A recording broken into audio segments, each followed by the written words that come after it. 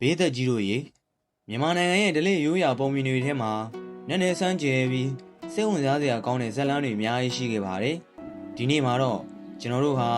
ကံကြမ္မာရဲ့ဖန်တီးမှုကြောင့်ထာဝရရှင်သန်နေတဲ့နတ်တစ်ပါးအကြောင်းတင်ဆက်ပေးသွားမှာဖြစ်ပါတယ်။သားမီနှုတ်ရဲ့တန်ရောစဉ်လူငယ်လေးတို့ရဲ့နှုတ်ပညာဝါသနာပြီးတော့မြစ်ဝကျွန်းပေါ်ကလှပပင်မဲ့ကြောက်စရာကောင်းတဲ့မိမလာကျွန်းဒီအရာတွေဟာဘလို့ဆက်ဆက်နေပါသလဲ။ဇောင်းတန်တဲ့အတူနတ်သမီးတွေဖမ်းဆီးခြင်းခံရတဲ့မောင်ရှင်သူ့ရဲ့ကံကြမ္မာကဘလို့အဆုံးသတ်ခဲ့ပါသလဲ။ဘာလို့များမဲသုံးချိန်၌တာသုံးချိန်သုံးလုံးသူတယောက်တည်းဖြစ်နေရတာလဲ။ဒီမိကွန်းတွေရဲ့အဖြေကိုဒီဗီဒီယိုလေးကိုအစအဆုံးနားထောင်ပြီးအတူတူလေ့လာကြရအောင်။အေယာဝတီတိုင်းဒေသကြီးတနေရာမှာဒေါ်ဖြူနဲ့အသားဖြစ်သူမောင်ရှင်တို့သားမီးနှစ်ယောက်ဟာအမေတစ်ခုသားတစ်ခုဘဝနဲ့ရုန်းကန်နေကြရပါတယ်။မောင်ရှင်လေးရွယ်ရောက်လာတဲ့အခါမှာတော့မိခင်ဖြစ်သူဒေါ်ဖြူဟာသားလေးကိုတာသနာပေါင်သွေးပေးခြင်းနဲ့ဆန္ဒဟာပြင်းပြလို့လာပါတယ်။ဒါပေမဲ့ငွေကြီးမပြည့်စုံတဲ့အတွက်အကျွေးသားတော်ရမှာလဲရောင်းမဖြစ်သူရဲ့နှိပ်ချမှုကိုခံခဲ့ရပါတယ်။ဒီလိုနဲ့မိခင်ရဲ့ဆန္ဒကိုဖြည့်ဆည်းပေးခြင်းနဲ့မောင်ရှင်ဟာတငယ်ချင်းဖြစ်သူဖိုးလားတို့နဲ့အတူမိမလာကျွန်းဘက်ကိုထင်းခိုးလိုက်ဖို့ဆုံးဖြတ်ခဲ့ပါတယ်။အမေဒါအလုပ်သွားလုပ်ပြီးပတ်စံရှာမယ်။ပြီးရင်အမေဆန္ဒအတိုင်းရှင်ပြုမယ်ဆိုတဲ့စကားဟာဒေါ်ဖြူအတွက်တော့ဝမ်းသာတယ်လို့နဲ့ရင်ထဲထိတ်ကနေဖြစ်သွားစေခဲ့ပါတယ်။ဘာလို့လဲဆိုတော့ဒေါ်ဖြူဟာမနေ့ညကမှနမိတ်မကောင်းတဲ့အိမ်မက်တစ်ခုကိုမှတ်ထားလို့ပါပဲ။မောင်ရှင်ဟာ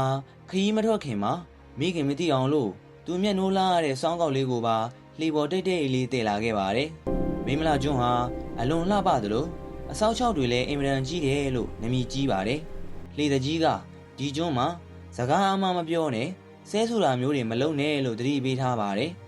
ကျွန်းကိုရောက်လို့အလုပ်သမားတွေတောထဲဝင်နေတဲ့အချိန်မှာတော့မောင်ရှင်ဟာထမင်းချက်တာဝန်ဖြစ်လှေပေါ်မှာတယောက်တည်းကြံခဲ့ပါတယ်။ပြင်းပြင်းရှိတာနဲ့စောင်းကောက်လေးကိုထုတ်ပြီးတီးလိုက်တဲ့အခါမှာတော့ငိမ့်ညောင်းတဲ့စောင်းတန်လေးကြောင့်ကျွန်းဆောင်တဲ့သမီးလေးပေါ်ဟာလူရောင်ဖန်ဆင်းပြီးလှေပေါ်ကိုရောက်လာပါတော့တယ်။မောင်ရှင်ရဲ့စောင်းလက်တံမှာနတ်သမီးတွေဟာဆွဲလန်းသွားကြပြီးမောင်ရှင်အတွက်ထမင်းဟင်းတွေကိုတော့ကူရှက်ပေးခဲ့ကြပါတယ်။ရဲတရပတ်ပြေလို့အိမ်ပြန်ခီးမှာတော့ထူးဆန်းတဲ့ဖြစ်ရတစ်ခုနဲ့ကြုံရပါတယ်။လှေဟာဘာနဲ့မှညှိမနေပဲဘလို့မှမောင်းထိုးလို့မရပဲတနေရာထဲမှာတည်းရက်နေပါတယ်။လှေတကြီးက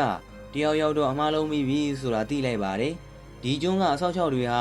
လူတယောက်ကိုအလိုရှိနေပြီလို့ယူဆပြီးမဲနိုင်ရွေးချယ်ခဲ့ကြပါတယ်။မဲသုံးချိန်နှိုက်ရမှာတော့သုံးချိန်စလုံးဟာကန်ဆိုးသူမောင်ရှင်သာဖြစ်နေပါတယ်။မောင်ရှင်ကသူစောင်းတီးမိခဲ့ကြောင်းဝန်ခံလိုက်တဲ့အခါမှာတော့အားလုံးဟာစိတ်မကောင်းကြီးစွာနဲ့ပဲမောင်ရှင်ကိုဝဖောင်းပေါ်တင်းရင်ပြီးကျွန်းမှာထားရိပ်ခဲ့ပါတော့တယ်။မိခင်စီကိုပြန်ခွင့်မရတော့တဲ့မောင်ရှင်ရဲ့ငွေချိုက်တန်ဟာလှိုင်းတန်တွေကြားမှာပျောက်ကွယ်လို့သွားပါတယ်။ဒေါ်ဖြူတယောက်ဒါအလာကိုစောင့်မျှော်နေရင်သတင်းဆိုးကိုကြားလိုက်ရတဲ့အခါမှာတော့ကဘာပြက်တယ်လို့ခံစားလိုက်ရပါတယ်။ကျွန်းကိုကိုယ်တိုင်လိုက်သွားပြီးရှာဖွေခဲ့ပေမဲ့လည်းတားပြစ်သူရဲ့ဝင့်ကျင်ဟာနတ်သမီးတွေရဲ့အပြုစုနဲ့နတ်စိမ်းဘဝသို့ရောက်သွားခဲ့ပြီဖြစ်ပါတယ်။အဲ့ဒီအချိန်ကစပြီးမောင်ရှင်ဟာရေငမိုင်ဥရှင်ကြီးဖြစ်ထင်ရှားလာပါတယ်။ဒေါ်ဖြူဟာတားပြစ်သူကိုရည်စူးပြီးကောက်ညင်းမောင်းကွန်လက်ဖက်တွေနဲ့အမြဲပူဇော်လေးရှိပါတယ်။ထူးဆန်းတာကဒေါ်ဖြူဟာအဲ့ဒီနောက်ပိုင်းမှာစီးပွားရေးတွေအလွန်ကောင်းမွန်လာခဲ့ပါတယ်။ယနေ့တိုင်းရေလုံငန်းလောက်ကင်နေသူတွေနဲ့